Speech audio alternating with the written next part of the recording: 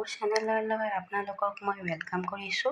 আজি মই আপোনালোকৰ কাৰণে এটা মিঠা আচাৰ লৈ আহিছোঁ, ঔটেঙা মিঠা আচাৰ। এইটো অতি সহজতে আপোনালোকে ইনষ্টেণ্ট বনাব পাৰিব মিঠা আচাৰটো। এইখিনি মই বইল কৰি কিনে ৰাখি থৈছোঁ, শুকাই পেলাই ৰ'দত অলপমান।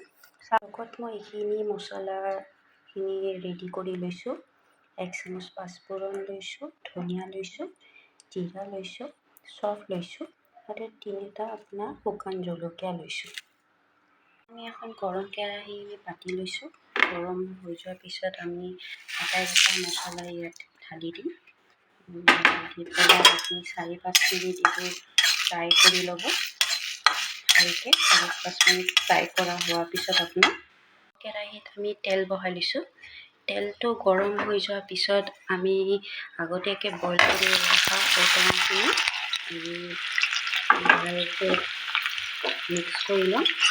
গেছৰ ফ্লেমটো আপোনালোকে ল' কৰি থ'ব। ল' কৰি দি এইখিনি আপোনালোকে ভালকৈ ভাজি ল'ব।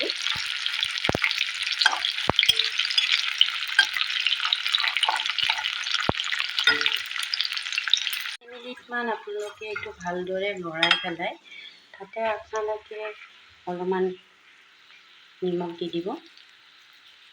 নিমখটো আগতে বইল কৰোঁতে অলপমান দিয়া হৈছিল, সেইখিনি মই কমকৈ নিমখ অলপ দিছোঁ। আৰু লগতে আপোনালোকে অলপ হালধি গুড়ি দি দিব। হালধি গুড়ি দি পেলাই আপোনালোকে বস্তুটো ভালকৈ মিক্স কৰি ল'ব, যাতে মছলাবোৰ ভালকৈ মিলি যায় লগত। এইখিনি মিলাই দিয়াৰ পিছত খুন্দি থোৱা মছলাখিনি আমি ইয়াত এড কৰিম।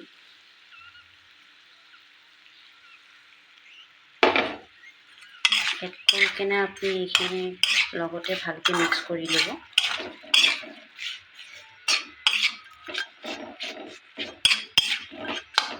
আপোনালোকে ভালদৰে মিলাই কেনে তাৰপিছত আপোনালোকে অলপমান ইয়াৰ ওপৰত জলকীয়া গুড়ি দি দিব। জলকীয়া গুড়ি দি পেলাই আপোনালোকে আকৌ এবাৰ ভালকৈ গোটেইখিনি বস্তু লৰাই দিব।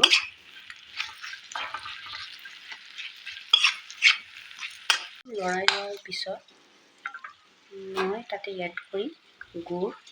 এই আধা বাটি গুড় লৈছোঁ। 40 বা 50 গ্ৰাম গুড় আপুনি ইয়াত মিক্স কৰি দিব।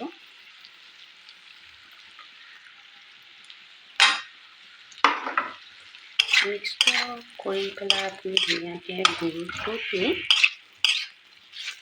মিক্স কৰি ল'ব ইয়াত।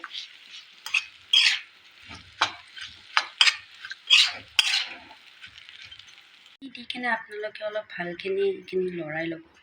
10-15 মিনিট আপোনালোকে ভালকৈ লৰাই ল'ব ল' ফ্লেমত, যাতে চবখিনি মছলা গুড় আপোনালোকৰ ভালকৈ মিক্স হৈ যায়।